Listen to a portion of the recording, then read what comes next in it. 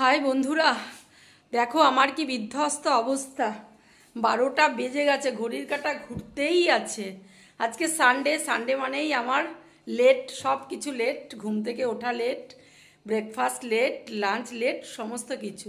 কিন্তু lunch breakfast এগুলো করতে গেলে তো তৈরি করতে হবে। কে করবে? আমারই তো করতে হবে। তাই ঘেমে নিয়ে একসার হয়ে যাচ্ছি, বেলা বেড়ে যাচ্ছে। আর দেখছে দিকে কর্তামশাই লাউ এনেছে, স্বাদের লাউ। তো লাউ করা এত দেরিতে সম্ভব না। চলো রান্নাঘরে কি এনেছে মাছ টাছ দেখি। ও ভাত বসিয়েছি, 12টার সময় ভাত বসিয়েছি। এই 2-3 মিনিট হলো, এই ফুটতে শুরু করেছে। চালটা দিয়ে দিয়েছে, এবার গ্যাসটা একটু কমিয়ে দিচ্ছি। আর এদিকে দেখো আমি রেডি করে নিয়েছি। দেখো আলু কেটেছি, পেঁয়াজ, এখানে আদা কুচি করেছি। আদাটা কিসের জানো? আমি তো 4-5 দিনের আদা বেটে রাখি, কারণ সকালবেলা আমাকে বেরোতে হয়, রান্নায় ভীষণ তাড়াহুড়ো থাকে, সেই জন্য আদাটা আমি 4-5 দিনের পেস্ট করে রাখি। এই আদাটাকে খুব ভালো করে ধুয়েছি, আদার গায়ে খুব নোংরা থাকে। এটা আমি একটু পরে পেস্ট করব মিক্সিতে। আর দেখো এখানে চিকেন ম্যারিনেট করে রেখেছি। আমি এখানে দই দিয়েছি, নুন, গোলমরিচ, আর এই যে ওপরে দেখছো না শেষের দিকে, এটাকে আবার মেখে দেবো। এই অল্প একটু ধনে গুঁড়ো দিয়েছি আর কি। তো আজকে চিকেন বানাবো। এটা ফ্রিজেই ছিল, সেই জন্য আগে ভাগেই বের করে মানে বরফটাকে ছাড়িয়ে আর কি আমি ম্যারিনেট করে রেখেছি। আর এদিকে দেখো বাজার থেকে কর্তামশাই এনেছে মাছ। দেখি কি মাছ এনেছে।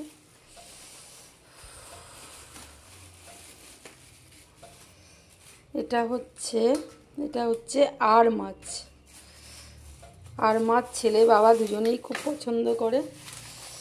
আর এটা দেখি কি মাছ, এটা বোধহয় কাতলা মাছ।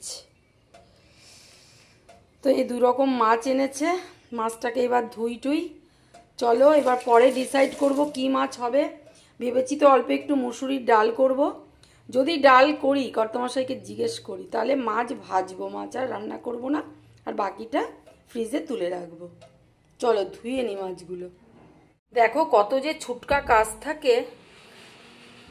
এবার এই ডাবটা তোমাদের দাদাভাইকে আমি দেব। দোকান থেকে এইভাবে কেটে এনেছে, কিন্তু এইখান থেকে ছুরি দিয়ে ফুটো করে জলটাকে বার করে দিতে হবে। এক হাতে কি আমি পারবো বুঝতে পারছি না। একটুখানি ফুটো হলেই হবে। বাবা অনেক কারিগরি করে একটা ছিদ্র করেছি। এইবার জলটাকে আমি এই মগের মধ্যে উপুর করে দিই। দেখো এই যে মগে ডাবের জল ঢেলে নিলাম। এবার কাচের গ্লাসে ঢেলে দেবো। বাড়িতে ডাব খেলে উনি এইভাবেই খায়। অনেক জল হয়েছে বাবা, একটু কমিয়ে দিই। এই নাও। Thank you, welcome. এদিকে দেখো চিকেনটাকে খুব ভালো করে কষিয়ে নেওয়া হয়ে গেল, দেখে বোঝা যাচ্ছে। দেখো কষানো হয়ে গেছে। এবার আমি এতে ঝোল দিয়ে দেবো। এখানে আমি গরম জল দিচ্ছি, কিন্তু একটু ঝোলঝোলই বানাবো, তাই বেশ অনেকটাই জল দিয়ে দিলাম।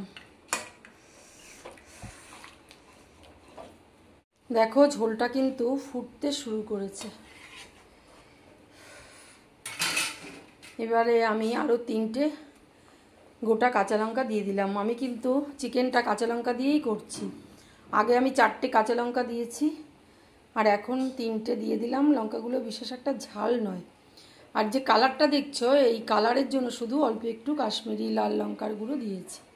তাহলে চলো গ্যাসের হিটটা মিডিয়ামে রেখে এবার ঢাকা দিয়ে দেব মোটামুটি 7-8 মিনিটের জন্য।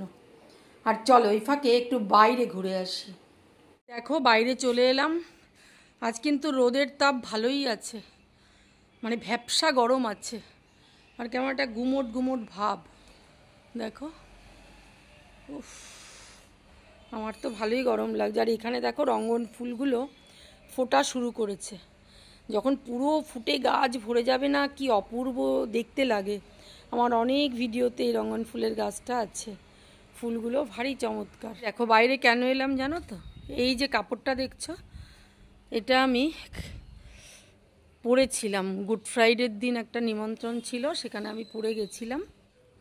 যেহেতু আমি বাড়িতে আছি সেই জন্য সাইডে একটু রোদ লাগিয়ে ভাঁজ করে তারপরে রেখে দেব। এদিকে দেখো আমি যে চিকেনটা বসিয়ে রেখে গেছিলাম, চিকেনের ঢাকা খুলে আমি আরও 5 মিনিট ফুটিয়ে নিলাম। দেখো চিকেন কিন্তু আমার একদম রেডি।